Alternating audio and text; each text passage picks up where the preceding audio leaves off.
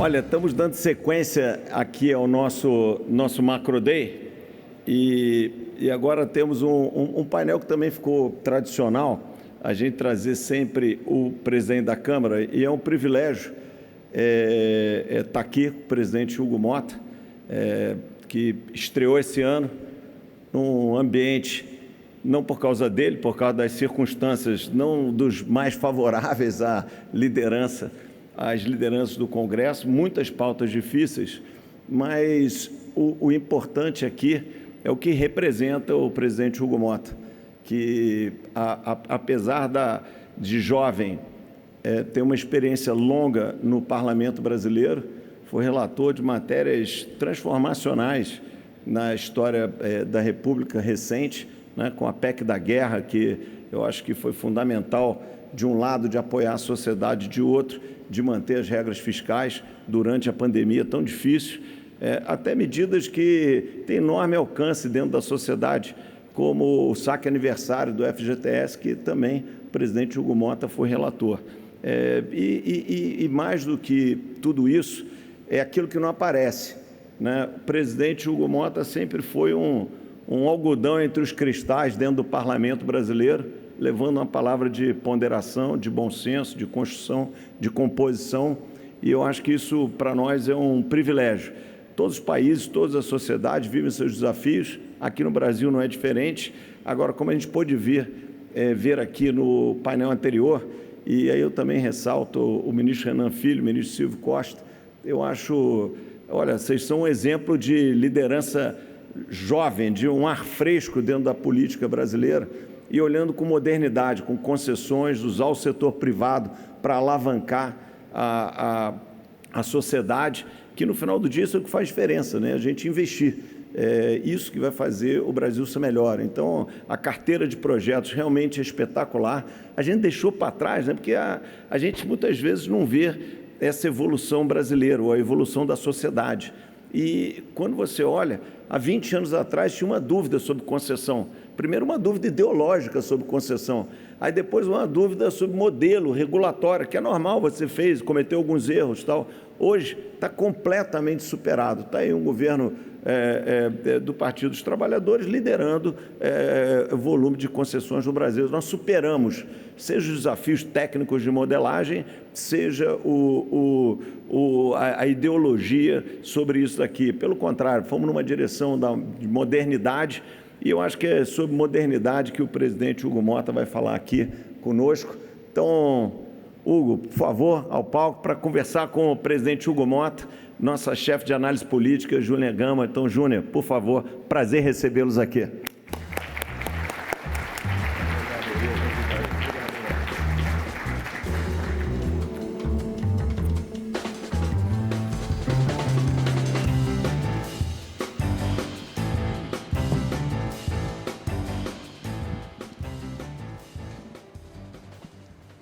Bom dia a todos. Obrigada pela presença aqui no nosso Macro Day. É uma honra, presidente Hugo Motta, estar aqui contigo nesse painel, nesse evento tão importante do BTG Pactual, em que a gente reúne autoridades para discutir o país, né?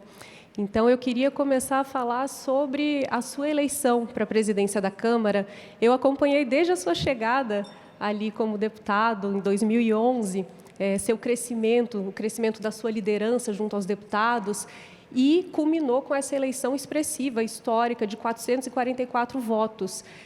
Ao mesmo tempo em que realmente algo muito relevante você conseguir reunir partidos da esquerda, da direita, do centro, não deixa de ser um desafio, né? Você conciliar tantos interesses. Então, a gente teve ali momentos de tensão ao longo desses 6 meses de presidência, ali mais para o começo do ano, a esquerda pressionando muito com aquele discurso de justiça tributária. Depois, na sequência, a gente teve também a invasão da mesa da Câmara pela oposição.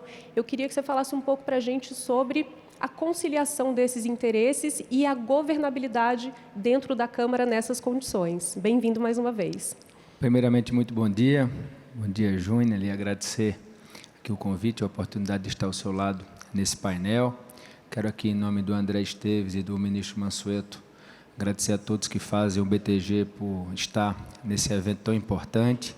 Cumprimentar o meu amigo e irmão o ministro Silvio Costa Filho, que fez aqui uma brilhante apresentação sobre o setor aeroportuário brasileiro, que ele hoje tem, sob a confiança do presidente Lula, a honra de liderar e tem feito um grande trabalho, e cumprimentar todos que estão presentes na plateia, aqueles que nos acompanham também através da internet, e dizer que é uma alegria, mais uma vez, estar aqui participando do Macro Day.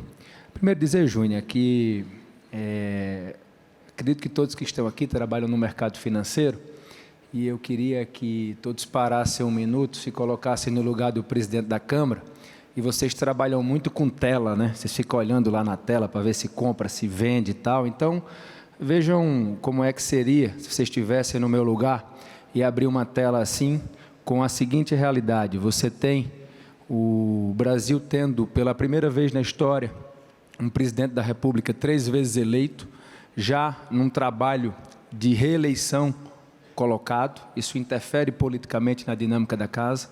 Na mesma tela você tem o Supremo Tribunal Federal julgando um ex-presidente da República por um acontecimento triste que foi o 8 de janeiro, e esse ex-presidente já está condenado previamente. Aí na mesma tela você tem um presidente americano, o presidente Trump, colocando tarifas ao Brasil, coisa que ninguém esperava, sanções a ministros da Suprema Corte. Aí, aliado a isso, você tem o desafio fiscal do país, que é um desafio também muito grande para todos que estão com a responsabilidade de poder instituir as políticas econômicas. Aqui hoje falou o ministro da Fazenda, Fernando Haddad, com quem temos uma relação muito boa. Você tem um Congresso de centro-direita, mas dividido desde a eleição de 2022, também nessa tela, se posicionando lá sobre absolutamente tudo, e as cobranças da sociedade sobre segurança pública, sobre o combate à fome, sobre as políticas sociais, os desafios de infraestrutura. Então, nós temos nessa mesma tela essa realidade toda. E aí eu pergunto ao André, ao Mansueto, aqui que são experientes, o Isaac, com essa tela aqui, você compra, você vende, você faz o quê? Então, é mais ou menos o meu trabalho todo dia, acordar com essa tela vermelha e ali meio que encontrar o caminho para tentar fazer com que o parlamento possa navegar e entregar os resultados que a nossa sociedade precisa. Então, o que é que o presidente da Câmara tem que ter na minha avaliação nesse momento? É cautela, é equilíbrio, é procurar nessa divergência toda encontrar a mínima convergência para que o parlamento possa cumprir o seu papel, de ser a voz da democracia, de ter lá a oportunidade de todos expressarem as suas opiniões sobre os mais variados temas, sem preconceito algum, e procurar defender a pauta que não depende só do presidente, depende também do colégio de líderes, que seja uma pauta producente para o país. E apesar desse momento desafiador que o Brasil vive, o parlamento tem conseguido aprovar matérias importantes que acabam não tendo muita visibilidade, porque a pauta que hoje nós vemos o noticiário liderar é sempre a pauta do conflito, porque é a pauta que, na verdade, anima esses polos e deixa um pouco aqueles assuntos que, na verdade, são bem mais importantes e fazem parte da realidade da nossa população, meio que num segundo plano. Então, o parlamento conseguiu aprovar, por exemplo, no primeiro semestre, a nova lei de concessões e PPPs, que destrava investimentos na área de infraestrutura no nosso país e ajuda muito na geração de emprego e renda. O parlamento aprovou também no primeiro semestre, o novo marco de licenciamento ambiental, que vai ajudar de forma significativa também a destravar investimentos que há muito tempo o Brasil não consegue destravar por termos uma lei ambiental ainda muito retrógrada. Nós fizemos uma atualização com todas as divergências, os pontos, mas há 20 anos se debatia isso no parlamento e não se conseguia votar, e nós fomos lá e conseguimos votar. Votamos vários projetos na área de segurança pública, endurecendo pena para receptação de bens roubados, para crimes hediondos. Nós conseguimos votar o novo Sistema Nacional de Educação, ou seja, o parlamento tem procurado produzir, apesar dessa realidade toda, mas que agora é chegado o momento de tirarmos da à frente todas essas pautas tóxicas. Talvez a Câmara dos Deputados tenha tido, na semana passada, a semana mais difícil e mais desafiadora. Mas este presidente aqui que vos fala, nós decidimos que nós vamos tirar essas pautas tóxicas porque ninguém aguenta mais essa discussão. O Brasil tem que olhar para frente. Nós temos que começar a discutir aquilo que realmente importa, que é uma reforma administrativa, que é essa questão do imposto de renda, que é podermos discutir a segurança pública, que é termos uma pauta de entregas à sociedade. Eu penso que é isso que o parlamento tem que fazer e mesmo nessa tela tão desafiadora, eu penso que nós temos conseguido produzir e precisamos olhar para frente nessa nova perspectiva de inaugurarmos uma agenda que saia um pouco dessa dicotomia que em nada serve ao país e possamos dar um passo na discussão daquilo que verdadeiramente importa para a nossa população.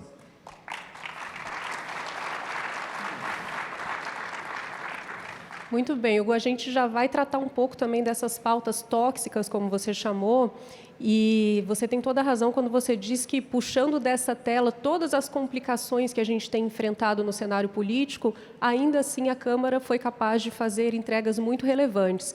Agora, eu queria que a gente conversasse um pouco sobre uma pauta que talvez seja mais relevante para o governo esse ano, que é a isenção do imposto de renda até R$ 5.000. Eu queria saber como é que está a sua cabeça para o timing de votação. Sei que você pediu para o Arthur Lira apresentar o relatório para os líderes amanhã, para ver se tem espaço para votação. Então, como é que fica essa pauta no meio de um contexto ainda turbulento? A gente provavelmente vai ter a discussão sobre a anistia agora. Ela vai ser votada agora no curto prazo? A questão da compensação, que é muito importante. A gente ouve a oposição dizendo que vai tentar derrubar a alíquota mínima, que é a proposta do governo para compensar a perda de arrecadação com essa isenção. Você vê possibilidade dela ser aprovada sem compensação? A Câmara vai entregar esse resultado? E também a respeito da faixa de isenção. É possível subir essa faixa, como também há pleitos, aí não só da oposição, mas também da esquerda, da base governista, para que se aumente essa faixa? Olha, primeiro dizer que o trabalho que o deputado Arthur Lira realizou na comissão especial, ele foi aprovado por unanimidade. Todos os partidos, até os partidos de oposição, ajudaram a aprovar esse relatório. E com quem eu converso, eu vejo que a avaliação sobre esse trabalho é uma avaliação que ele fez, uma construção de relatório equilibrada. Na aprovação da urgência, porque para se levar ao plenário é necessário aprovar a urgência, nós aprovamos a urgência também por unanimidade. Então, nós convocamos, eu chamei o deputado Arthur para ir ao Colégio de Líderes essa semana, explicar o seu relatório, para que, ouvindo o colégio, possamos ter ainda essa semana uma posição sobre a pauta. Se possível, já levarmos a pauta na semana que vem.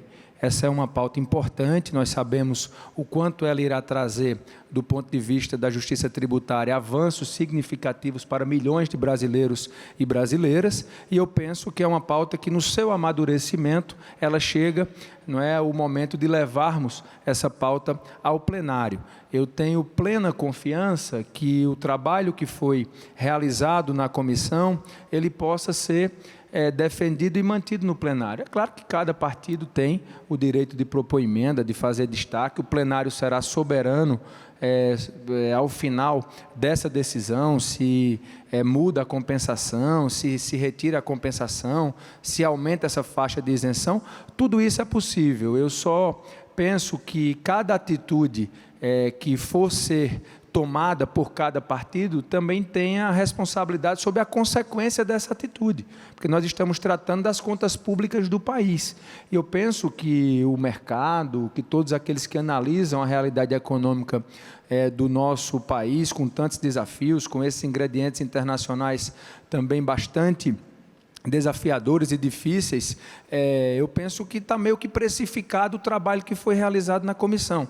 E, repito, um trabalho que foi elogiado, um trabalho que foi construído e aprovado em sua unanimidade. Agora, a ida do deputado Arthur, que é o relator da matéria, ao Colégio de Líderes, será fundamental para que ele possa explicar aquilo que embasou o seu relatório e, a partir daí, estando maduro, eu tenho a vontade de levar, já na próxima semana, a votação do imposto de renda para que a gente possa isentar aqueles que ganham até R$ 5.000.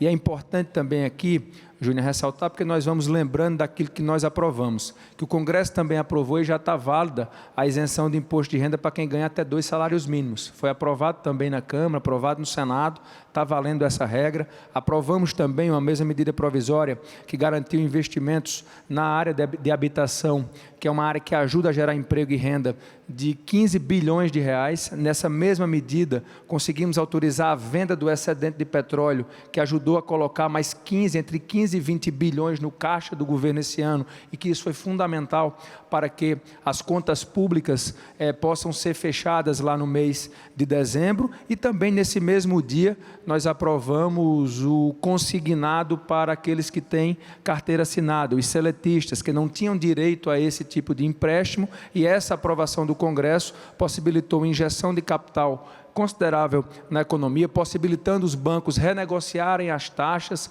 aliviando para esse trabalhador e, de certa forma, instituindo uma nova política de concessão de crédito no país, que ajudou também, de forma significativa, a tracionar e a movimentar a nossa economia. Então, tudo isso, com essa tela vermelha que eu tenho, nós conseguimos aprovar no Congresso, na Câmara, para, de certa forma, demonstrar que, mesmo em ambientes de dificuldade, nós temos procurado priorizar aquilo que é importante para a população.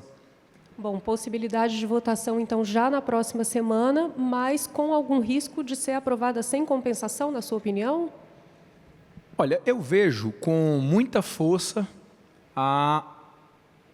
o trabalho da comissão, o trabalho que foi aprovado na comissão especial ser replicado no plenário. É isso que eu tenho sentido dos líderes.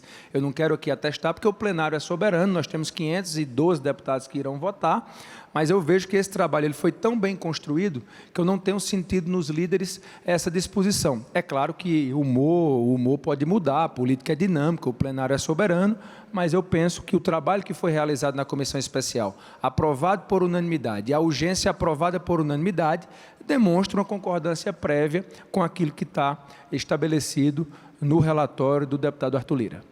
Ótimo, porque é uma pauta positiva que se tornaria negativa se fosse sem a compensação. Mas eu quero falar agora da MP 1303, que é a medida provisória que foi editada para compensar aquelas mudanças no IOF.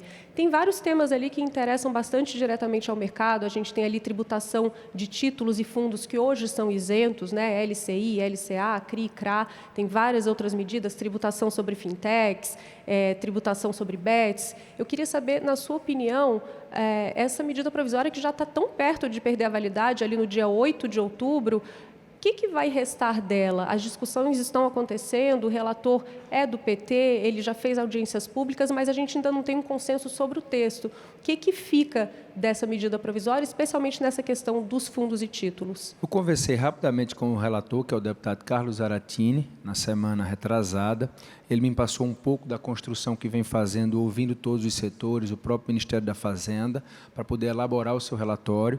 Eu tenho que entender, como presidente da Câmara, que esse trabalho ainda está em sede de comissão mista, então temos que aguardar o que é que a comissão mista vai aprovar para que, a partir daí, possamos levar a matéria ao plenário. O que eu tenho percebido do relator é que ele está disposto a fazer algumas mudanças em acordo com o governo, com o Ministério da Fazenda, para viabilizar a aprovação do seu relatório. Porém, ele ainda não apresentou no Colégio de Líderes. Eu fiz uma conversa informal com o deputado Zaratini.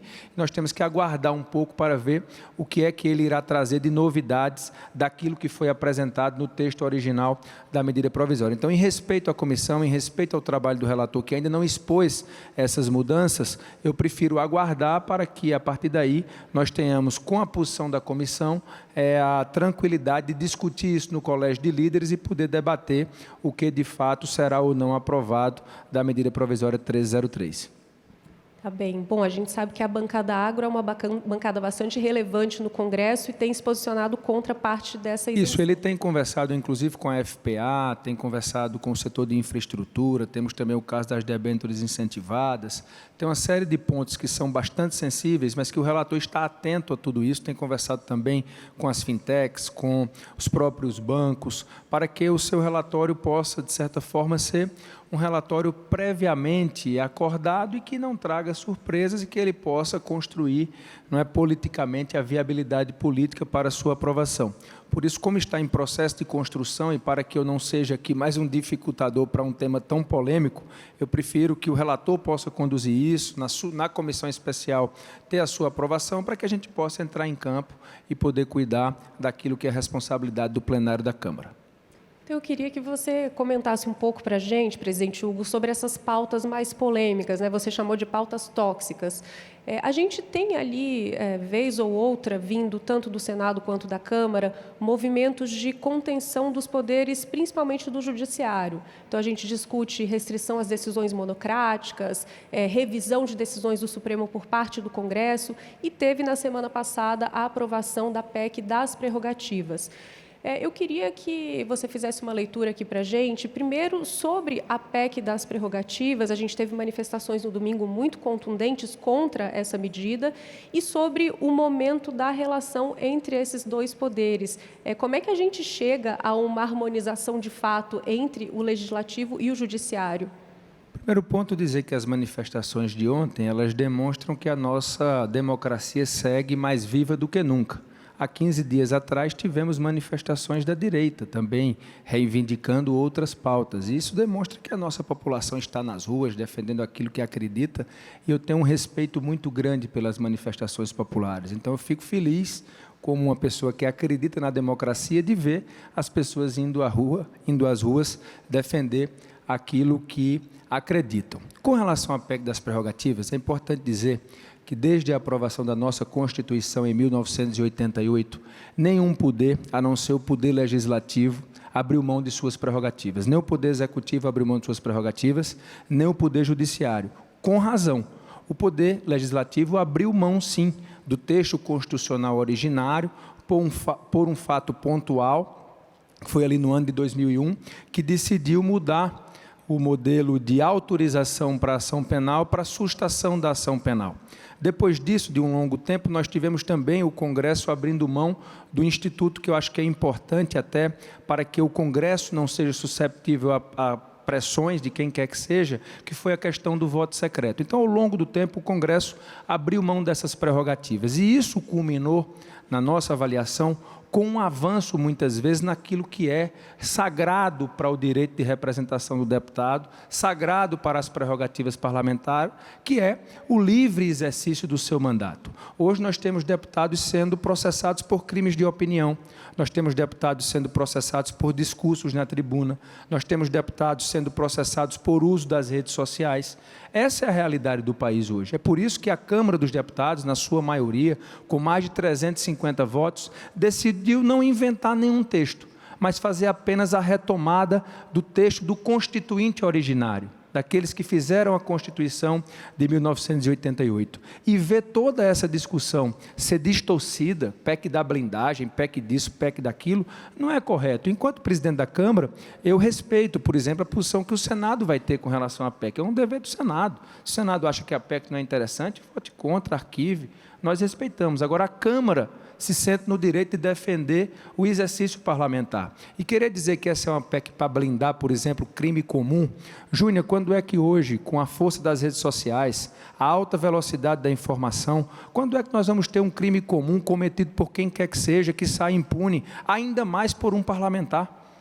É claro que a Câmara não vai aliviar para um parlamentar que cometa um crime comum, seja ele qual for. O que nós estamos dizendo é que a liberdade para o livre exercício do mandato outorgado pelo povo, pelo voto popular, ele precisa estar protegido. Foi isso que nós votamos. E ver essa discussão ser distorcida, é importante que nós aqui pontuemos o que foi que a Câmara fez. E a Câmara fez isso com muita altivez. E vamos aguardar a posição do Senado. Agora, os abusos, os absurdos que aconteceram de ataques ao exercício parlamentar, eles também não podem aqui ser encobertos. E nós achamos que chegou um momento de nós retomarmos essas prerrogativas para que respeitemos a vontade de quem nos elegeu. Cada deputado está lá por um propósito, para defender o seu Estado, para defender a bandeira que é importante para o seu mandato. Então, eu estou aqui para, com tranquilidade, com altivez, com honestidade, dizer que aquilo que a Câmara fez foi para fortalecer o livre exercício do mandato parlamentar de cada deputado e de cada deputada federal que tem a responsabilidade de representar o povo brasileiro na nossa casa. Bom, queria então conversar sobre a PEC não, né? A proposta da anistia. Na verdade, não é PEC, é um projeto de lei ordinário, com maioria simples, ele pode ser aprovado. Fica a impressão de que, se esse assunto não for superado, muito dificilmente a Câmara vai produzir com normalidade.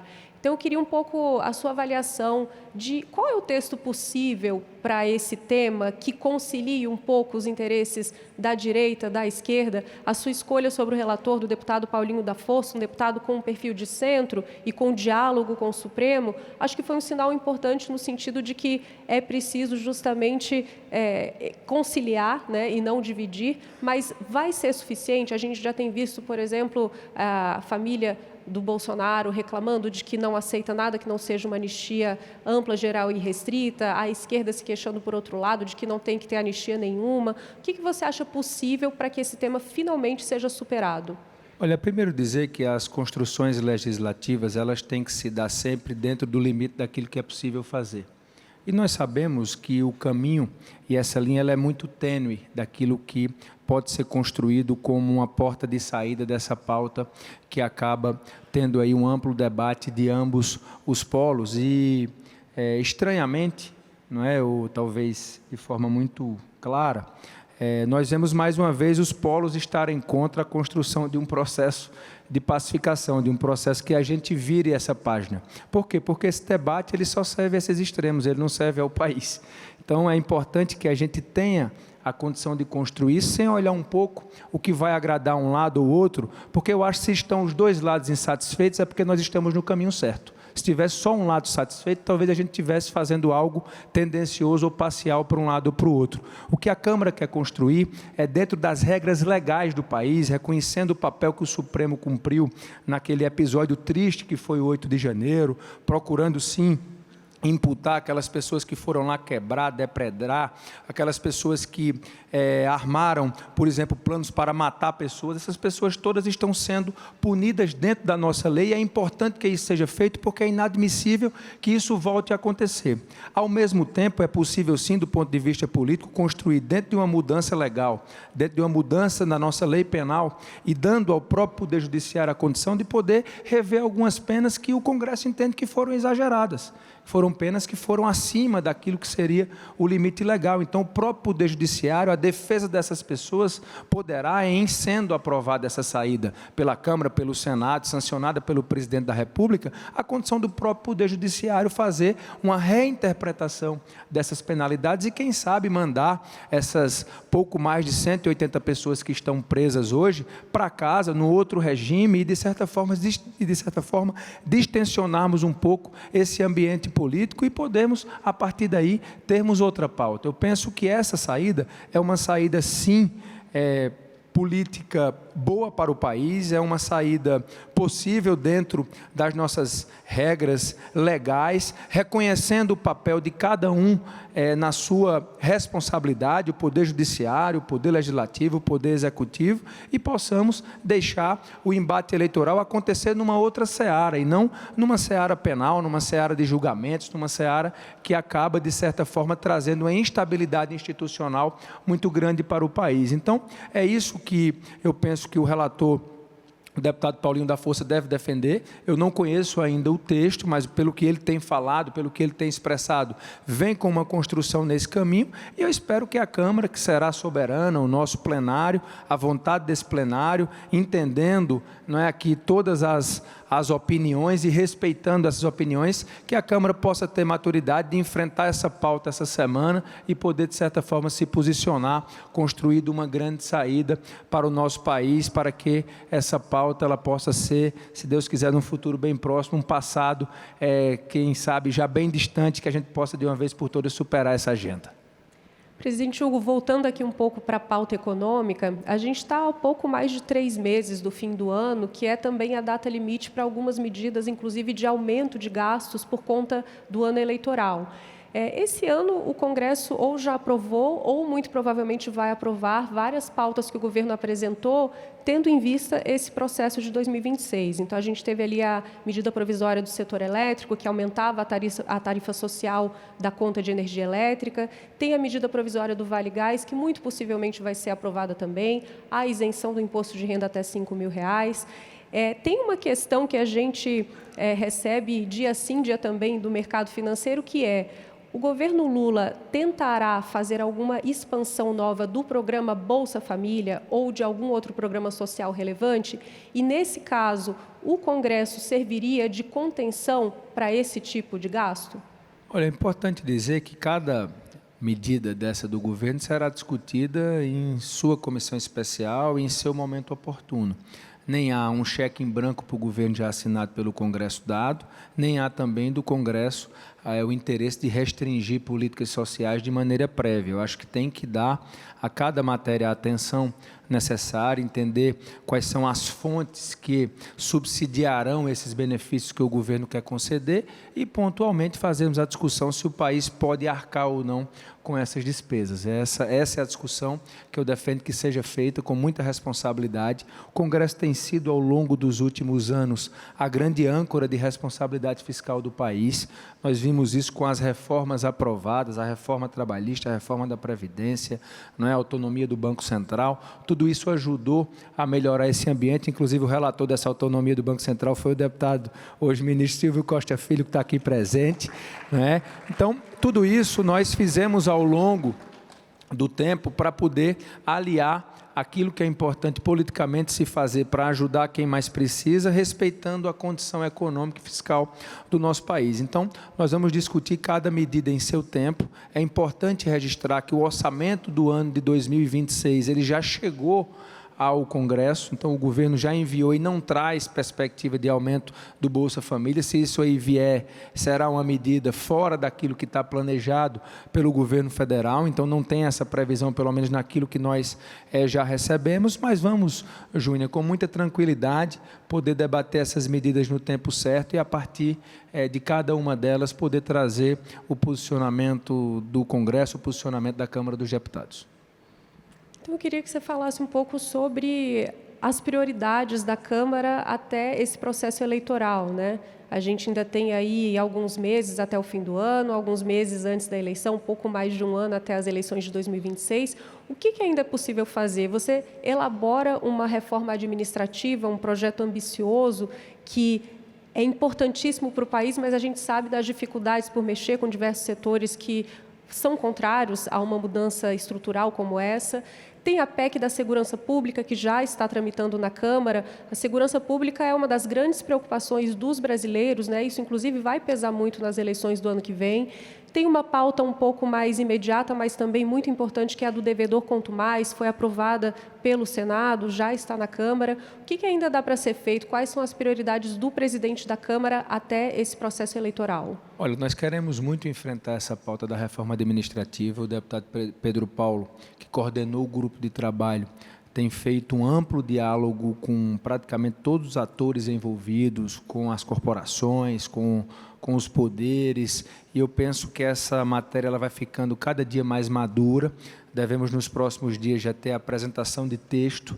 A reforma administrativa ela é urgente, o cidadão não aguenta mais pagar tão caro por um Estado ineficiente. Nós precisamos entregar serviços públicos de qualidade, na rapidez, com a eficiência que a nossa população precisa. Isso só é possível se dermos um choque no nosso sistema de serviços públicos como um todo, instituindo a meritocracia, trazendo o apoio das tecnologias hoje, que já estão no mercado de trabalho privado e que precisam, de certa forma, entrar de maneira mais forte no serviço público, poder trazer a produtividade para o serviço público, instituir que as gratificações, que isso só possa ser dado mediante uma produção e trazer um pouco de remodelagem daquilo que é o serviço público do país, onde todos, absolutamente todos, de todas as esferas, do andar de baixo, do andar de cima, do Poder Judiciário, do Poder Legislativo, do Poder Executivo, todos possam, de certa forma, dar a sua contribuição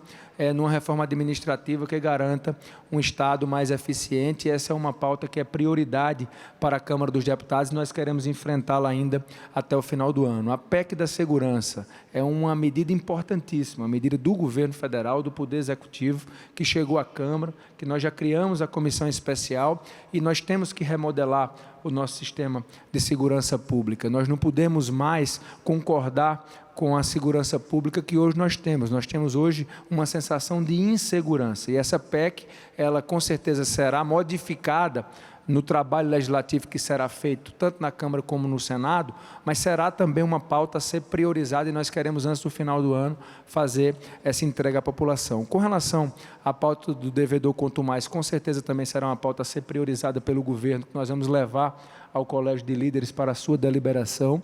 Queremos também aqui registrar que algumas comissões especiais que nós criamos, temos também a condição de entregar antes do final do ano, que é a comissão especial que trata da inteligência artificial, que nós vamos tentar conjugar com essa medida provisória do Redata, que foi apresentada pelo governo na semana passada, dando ao Brasil a condição de ter uma legislação que trate de maneira moderna, de maneira atual, um novo marco do ponto de vista da inteligência artificial. Vamos também entregar o novo Plano Nacional de Educação, que é o planejamento da educação brasileira para os próximos 10 anos, tratando de financiamento, com foco na educação básica, da alfabetização na idade correta, para que o Brasil possa se livrar de uma vez por todas do analfabetismo e possamos ter mais eficiência pública naquilo que é gasto em educação no nosso país. Temos uma comissão que fala também diretamente com a realidade hoje da nossa população, que é a comissão que irá regulamentar o trabalho das pessoas que prestam serviço às plataformas. São mais de 3 milhões de brasileiros e brasileiras hoje que estão aí no limbo da legislação, porque essas pessoas elas não são seletistas e também não são informais. Então, essas pessoas elas precisam ter um modelo que garanta minimamente um seguro de trabalho, uma previdência mínima, para que em um caso de acidente o motoboy tenha condição de fazer o tratamento em casa e receba ali um salário. Não é? Então, essa comissão também está trabalhando e eu quero poder até o final do ano avançar nessa entrega e podemos tratar das outras pautas econômicas, como, por exemplo, o corte dos benefícios tributários. Essa é uma pauta que eu sempre defendi, que o governo, de certa forma, comprou um pouco também esse discurso e podemos fazer uma discussão naquilo que se pode cortar, porque o Brasil caminha para uma situação insuportável de concessão de benefícios tributários. O primeiro ponto é rever os benefícios concedidos. O Brasil concede benefício e não revisa a sua eficiência. A contrapartida a ser dada ao Estado, ela não é medida de período em período, então temos que criar uma periodicidade para entender se o benefício concedido àquela empresa, em contrapartida, essa empresa está cumprindo a sua parte, e a partir daí quem não estiver cumprindo não pode ter o benefício, isso não pode ser concedido, a Deus dará, de maneira permanente, não se mede a eficiência disso, porque isso é gasto tributário e acaba isso afetando a arrecadação. Então, vamos entender qual é o modelo de uma revisão periódica, de um corte linear nesses benefícios, para que todos os setores possam também se preocupar em retribuir ao Estado, de alguma maneira, ou gerando emprego, ou gerando renda, levando desenvolvimento para áreas que precisam desse incentivo para poderem se desenvolver, e que todo mundo possa, no final, cumprir com a sua obrigação, cumprir com a sua responsabilidade, e a partir daí se tem esse gasto tributário sendo conduzido de forma mais eficiente. Essa é uma discussão também que eu penso que nós podemos, até o final do ano, tratar. Então, eu vejo esses temas como temas importantes, que dialogam com a sociedade, que têm uma importância fundamental para que o Brasil possa melhorar a sua qualidade de vida, e a partir daí o poder legislativo possa auxiliar o poder executivo no que diz respeito a políticas públicas e possamos também dar a nossa contribuição para que o brasileiro, a brasileira possa viver melhor.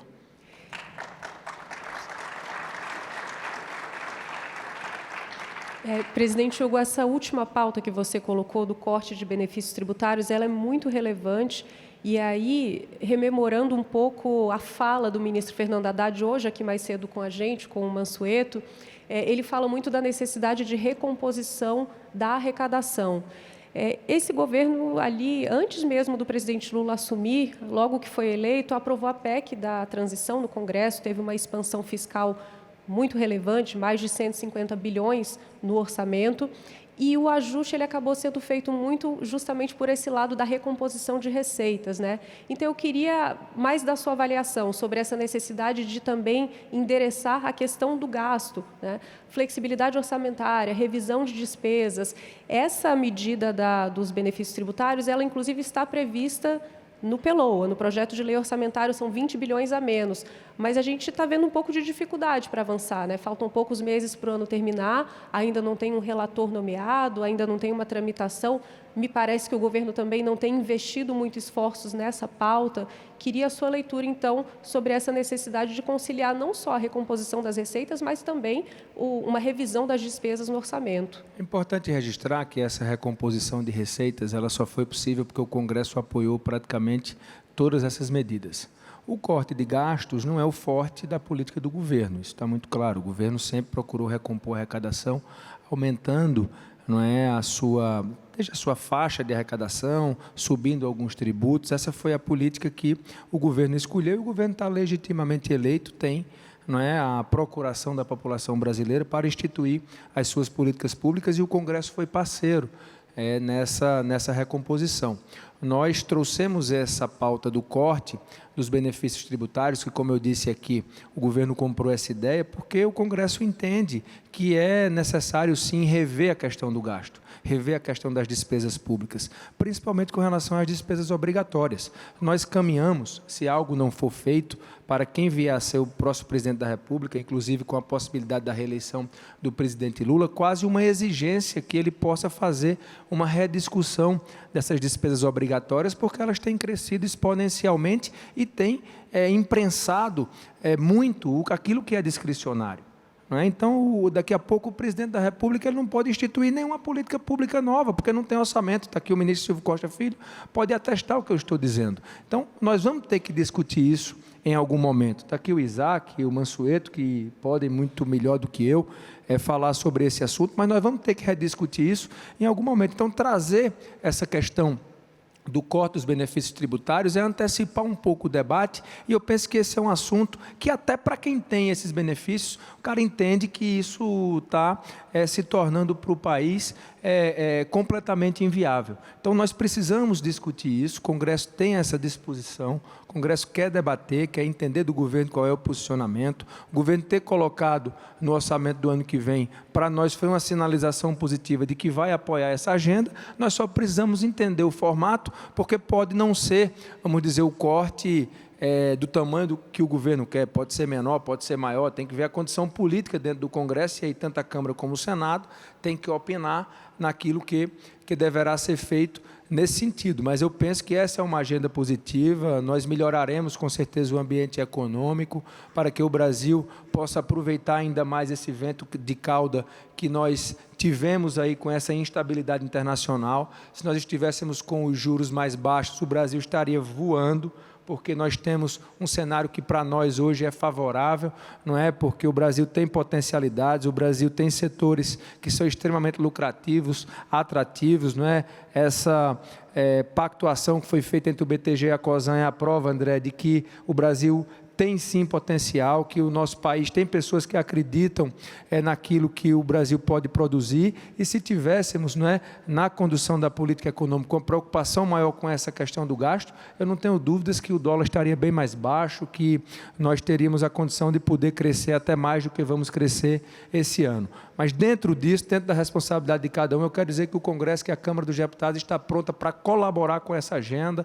para ajudar o Poder Executivo, ajudar o ministro Haddad nessas políticas, e a partir daí podemos ter um grande pacto em favor do país. E quando você pergunta, Hugo, será que dá tempo de fazer até o final do ano? Se a gente tirar da frente essas cascas de banana que eu estou atrás de tirar, eu penso que dá tempo de fazer muita coisa, correr atrás do tempo perdido, e quem sabe até dezembro entregarmos um resultado melhor aí daquilo que é a produção legislativa do Congresso Nacional. Presidente Hugo, falando de orçamento, a gente sempre ouve críticas do governo a respeito do volume das emendas parlamentares, né? Hoje elas são responsáveis por mais ou menos 1/4 do orçamento discricionário, dos 200 bilhões, 50 vão para o Congresso. Queria saber como é que você responde a essas críticas. Dá para ser mais transparente? Dá para contribuir com as políticas públicas por meio das emendas parlamentares? Eu sou um grande defensor das emendas parlamentares. Primeiro porque eu sou do sertão da Paraíba, de uma região paupérrima, região que tem muitos desafios, e eu sei o quanto é importante a minha emenda chegar lá na ponta. Chegar lá para calçar uma rua, para construir uma quadra de esportes, para ajudar a reformar uma escola, para construir um posto de saúde, para construir uma praça para as crianças terem onde brincar, para poder ajudar no custeio de saúde, para levar remédio e exame para quem não tem, para poder garantir a política pública na ponta. As emendas parlamentares cumprem um papel hoje fundamental, principalmente na saúde, que nós temos a obrigação de investir a metade das nossas emendas em saúde, na ponta, na qualidade dos serviços públicos. Tem problema com emendas? Tem, porque nós temos problemas em todos os lugares. Você não pode generalizar porque tem um parlamentar que comete um mal feito que os outros 512 fazem isso. Isso não é justo, isso não é correto. Nós temos parlamentares sérios no Congresso Nacional que aplicam corretamente as suas emendas, e a prova é que nós temos parlamentares que renovam os seus mandatos a cada 4 anos. Talvez a política seja uma das atividades que você tem que constantemente estar se reinventando e estar provando na ponta em quem confia em você, que você continua útil para seguir exercendo um mandato parlamentar. E isso depende muito do trabalho, da seriedade que você exerce o seu mandato, aquilo que você defende, aquilo que você leva para o seu estado, para as regiões que você representa. Então, eu sou um grande defensor das emendas e acho que elas têm esse papel social fundamental para o país. Com relação a dizer que as emendas cresceram, é bem verdade, as emendas cresceram. O orçamento do país também cresceu. E se for para ter uma discussão geral sobre cortes, aí temos que cortar o orçamento do Judiciário, o orçamento do Executivo, também pode-se cortar o orçamento do Legislativo. Nós não temos preconceito com isso. Agora, querer dizer que o problema do orçamento público do país é a emenda parlamentar, não é justo também com o Parlamento, não é justo com a Câmara, não é justo com o Senado. E se tem algum mal feito, nós temos aí os órgãos de controle, a CGU, nós temos o TCU, a Polícia Federal, o Ministério Público Federal, para apurar quem comete ilícito com emenda parlamentar e punir aquele que não está fazendo a coisa correta. Mas, repito, eu sou um grande defensor das emendas como um veículo para se levar desenvolvimento para um país continental como o nosso, para um país desigual como o nosso e que ainda tem muitos desafios pela frente. Bom, encaminhando a nossa conversa aqui para o final, mas ainda com tempo para 2 perguntas rápidas. A primeira é sobre a questão eleitoral. Na verdade, eu quero saber o pós-eleições. A gente não sabe quem vai ganhar no ano que vem, vão ser provavelmente eleições bastante apertadas, mas a gente sabe da relevância do Congresso para que se tenha uma agenda de país. Então, eu queria que você fizesse aqui para a gente um exercício de futuro mesmo, de olhar para frente e colocasse quais seriam as prioridades num próximo governo, até porque sabemos que quanto mais se aproximam as eleições, mais difícil fica lidar com a pauta estrutural. Quais são, na sua avaliação, as principais reformas, as principais matérias que o país precisa endereçar para a gente ter um crescimento sustentável, um ambiente melhor de negócios? Júnior, a tela estava vermelha, você colocou ela para apitar agora, né? Não fazer análise eleitoral aqui, num momento tão difícil. O que é que eu vejo? Eu vejo assim, um cenário, analisando de forma muito imparcial. Você tem a esquerda, na minha avaliação, aglutinada e unida em torno da possível reeleição do presidente Lula. Acho que a esquerda está organizada nesse sentido e o presidente está tentando tracionar. Essa discussão internacional, ela, na minha avaliação, ajudou o presidente do ponto de vista da soberania, reposicionou um pouco o discurso, do ponto de vista da comunicação, a esquerda cresceu. Então, o presidente vem para a reeleição, na minha avaliação, com força. A direita está um pouco mais desorganizada na minha avaliação, porque primeiro não se sabe o que o presidente Bolsonaro irá fazer, quem ele irá apoiar. Nós temos nomes na direita com potencial, como o governador de São Paulo, que é o governador Tarcísio, que tem uma das melhores e maiores aprovações de governo do país. Você tem o Ratinho lá no Paraná também colocando o seu nome, você tem o governador Caiado. Então, você tem na direita várias opções e ainda sem um cenário ali mais preciso de quem nós saibamos quem vai disputar a eleição. Por quê? Porque a opinião do ex-presidente Bolsonaro ela tem muita força pela sua força política eleitoral, ele que é o maior líder da direita hoje no Brasil. Então, nós temos que aguardar um pouco para ver como é que esse cenário vai se dar. A minha aposta é que nós vamos ter uma eleição polarizada, tipo como foi a eleição de 2022, o Brasil segue dividido, está aí Estão aí as pesquisas para mostrar os temas que dividem o país. Você vê 50-50, um pouquinho desequilibrado por um ponto para um ponto ou para outro, mas que, na verdade, já fazem com que nós venhamos a prever um ambiente de polarização. O que eu vejo também, isso aí é mais um feeling, eu não fiz pesquisa nacional, é que tem também uma fadiga do eleitor que não é nem da direita nem da esquerda, dessa dicotomia. Então, vai levar esse eleitor quem tiver mais habilidade e mais condição de garantir entregas. Então, eu penso que é para esse eleitor que o governo federal, no momento, tenta falar, né, com as ações de governo, e eu penso que esse candidato da direita tem que vir com um discurso um pouco mais de centro para tentar pegar esse eleitor que não é o radical. O radical já está resolvido, ele vai votar contra, ele não vai votar em alguém, ele vai votar contra alguém. Não é? O voto será o voto por exclusão, que é o pior voto que tem. Eu voto na Júnia porque eu não quero o Silvio, eu voto no Silvio porque eu não quero a Júnia. Eu não voto na Júnia porque a Júnia é melhor do que o Silvio. Então, o Brasil tem que voltar a fazer esse debate de votar em quem é melhor e não por exclusão, que é um debate muito ruim, muito vazio. Então, eu penso que os dois lados têm esse desafio de falar para esse eleitor que está preocupado com o dia a dia, que está preocupado com segurança, com saúde, com educação, com o trânsito, com a geração de emprego, com a geração de renda, com a infraestrutura, com um ambiente econômico mais estável. Então, eu penso que os desafios desses polos, eles são semelhantes, que é poder falar para esse eleitor que vai decidir, que ainda não sabe em quem vai votar, vai esperar as propostas, vai esperar quem é candidato, para se definir no momento certo em quem vai optar para presidir o país para os próximos 4 anos. Então, eu vejo um cenário instável, com a tendência de termos uma eleição polarizada e uma eleição na mão que será definida pelo eleitor que irá votar no final por quem tiver mais condições de entregar políticas públicas de qualidade para o país. Muito bem, para finalizar e só para ficar um pouquinho mais vermelha essa tela, como é que se posiciona Hugo Motta nas Depois eu quero ver uma tela dessa como é, que eu não conheço não, eu só sei que a minha está vermelha total. Como é que se posiciona Hugo Motta nas eleições de 2026, sendo do partido de um dos potenciais candidatos de um campo político, Tarcísio de Freitas, mas de um estado, a Paraíba, onde o Lula ganhou com ampla maioria em 2022 em todos os municípios?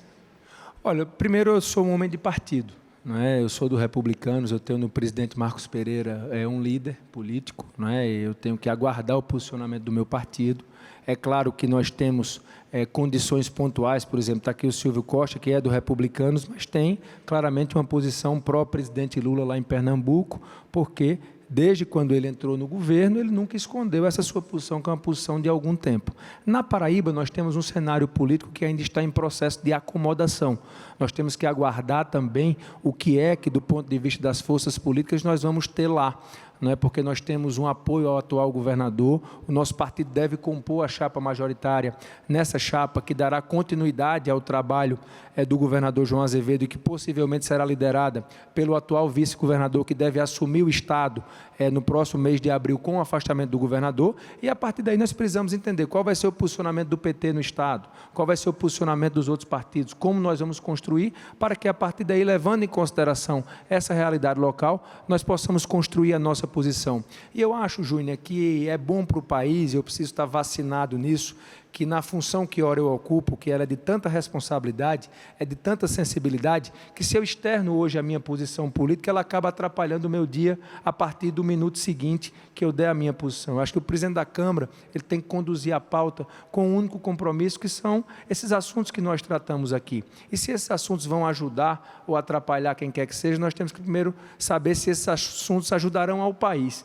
Ajudando ao país, eu penso que a nossa missão está cumprida e, a partir daí, quem tiver competência política de fazer o seu discurso, surfa nessas pautas e consegue, de certa forma, falar para o seu eleitorado. Então, eu penso que é bom para o país, é bom para o meu trabalho, é bom para o meu dia a dia, que eu não tenha posição política aqui expressada para que eu conduza a pauta da Câmara com mais tranquilidade, de poder olhar no olho do líder do PT, do líder do PL e tratar das pautas de maneira mais imparcial, que é o que a minha posição me exige nesse momento.